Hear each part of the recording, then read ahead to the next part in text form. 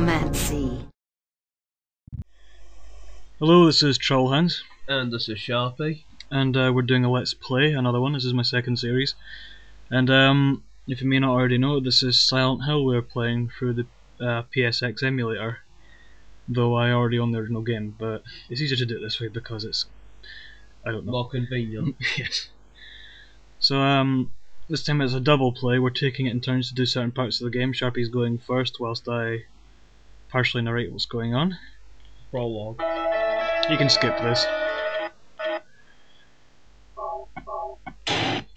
There will be some sound issues for loading bits. I can't do anything about it. It's just got something to do with fraps and the emulator colliding in some way. But basically, synchronization, basically. yep. For those of you who don't know, Silent Hill is about a man named Harry Mason who crashes his car with his daughter Cheryl in the front seat. He wakes up from being unconscious to find that she's missing. They crashed because there was a woman in the middle of the road who It's actually a ghost. was actually a ghost, and they kind of scared him, and they crashed. So yeah, you end up in this town where it's completely derelict, there's nobody there, it's got an eerie presence about it, well, an eerie atmosphere rather, and it's snowing out of season, which doesn't sound as unusual as it's meant to be, but someone mentions it later on in the game. Mr. Kaufman. Dr. Michael Kaufman. So yeah, here we are in the streets of Silent Hill. This is the prologue to the game, by the way, just so you know. Because usually once you've completed it once, Yeah, you don't have to do it again. usually. But since we're kind, happy, generous souls, we're going to show you the game inside and out. I don't know what ending we're going to get, but we'll come to that later. We'll decide later. Yeah, just depends on the series of events. Cheryl? Is that Cheryl? It is indeed, sort of. But she's wearing socks in the snow. It's not a good idea for a girl of her age. She might get raped by Ian Huntley. Where are you going? I think she's going to find shoes. Hey, wait! Stop! She could even walk on broken glass if she doesn't look where she's gone. Yep. And considering the PS1's graphics, those are going to be some pretty jaggy bits of glass. Low polygon counts. Yep. And square blood. Yes.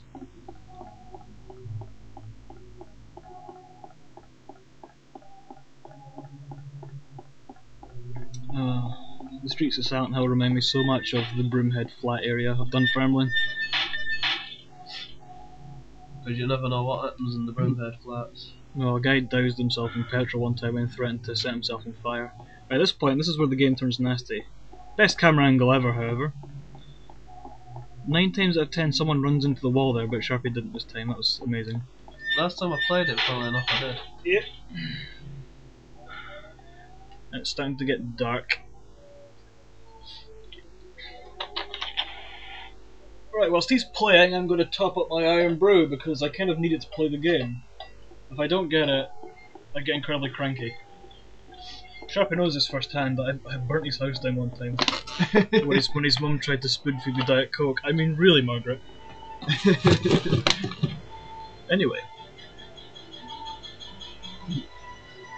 What is this? And I'm addicted to Pepsi, right? What's going on here? And at this point, it's just best to stay still. These monsters, in fact, are exclusive to the US version of the game, which is what we're playing. In the European version of the game, we have Lurkers. we have lurkers, yeah, which are sort of vagina-faced monsters. I didn't notice, but there's little leeches on the screen wandering around the corpses, like little maggots. It's quite unusual. I've never noticed that before. But quite realistic, because after a body's been decomposing for some time, you tend to find maggots. Yeah. And this is the point where the prologue ends. Like when you start a new game after completing it, this is where it starts off. You know, in a diner here, and you're met by a police officer from Brahms. You can go ahead and skip this cutscene. I'll just. Constable. Yes. Was I dreaming? He's dreaming of mustard and ketchup How do you feel? with his hands. Skip. Oh. That noise sort of sums up how he feels. Quite attracted to Sybil, I must say. Those of you that have seen the Silent Hill movie, you might agree with me in saying that Sybil in the movie kind of looked Looks like like Pink. Yeah. Alicia Moore. Yep. That's the kitchen knife. I've never seen anybody ever use the kitchen knife in the game. It's pretty much a useless weapon in a last resort if you happen to run out of ammo. Bad weapon to use. Yep. The frame rate's a bit slow there, but don't worry about it. Doesn't hinder the gameplay. What's that? Huh. Radio. What's going on with that radio? Simple. It's analog. We're all digital now. That thing shouldn't even be there. Yeah, picks up the interference. Yep. The reason for that being though is because of monsters. Yes. Whenever you get closer, the louder it gets. Yes, I'm going to turn down the speakers here so I can talk louder.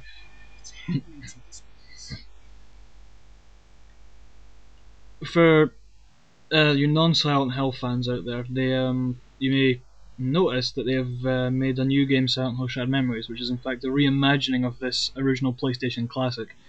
I'll try and tell you the differences between this and the new one, although to be honest, by reimagining, like, it's nowhere near remake-ish as you might think.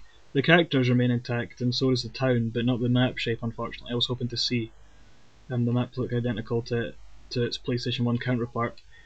We still have Harry Mason, but he's more of a writer now for some reason. He tends to write. Apparently, he's written a series of children's books and a series of novels, which is unusual. Cheryl does go missing again after the car crashes, but after a long linear story and journey to find himself, we find out that in fact the whole game is in fact, as the title says, a shattered memory, meaning that it's not entirely true, and it's only Cheryl's perspective of the events, because Cheryl does in fact survive, because you place her in Silent Hill 3 under the alias Heather, who's then followed around by a detective called Douglas Cartland, who in turn is hired by Dahlia's other daughter known as Claudia Wolf.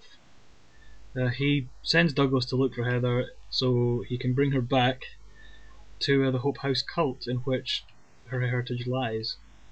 But in order to get her attention, she has to birth a god. In order to get her attention, they kill Harry in Silent Hill 3, who then gets Cheryl very angry, or Heather very angry, in order to incubate the god inside her, so she can give birth to an angry god to cleanse her all with fire, apparently, in some sort of weird ritual. And they think it's a paradise. Yeah.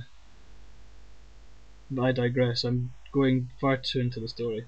This is the car you crashed in, and it's got a health drink inside it.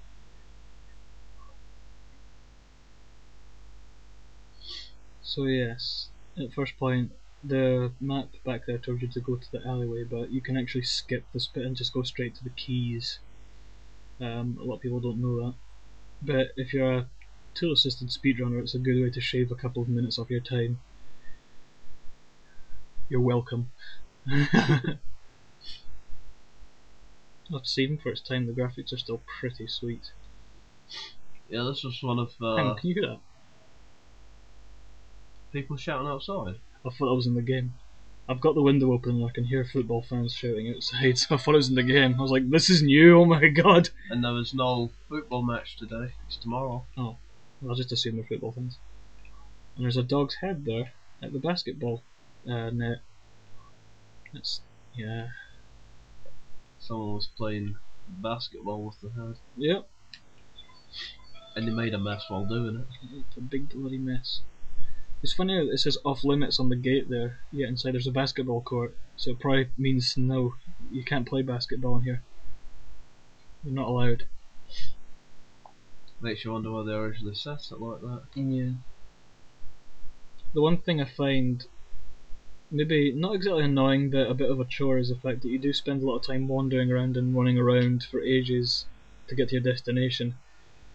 I mean, at least sometimes in Silent Hill 3 you had your fast travel thing, which means you sort of instantly warped to the next bit. Well, it did that for the Lakeside Amusement Park and some other bit.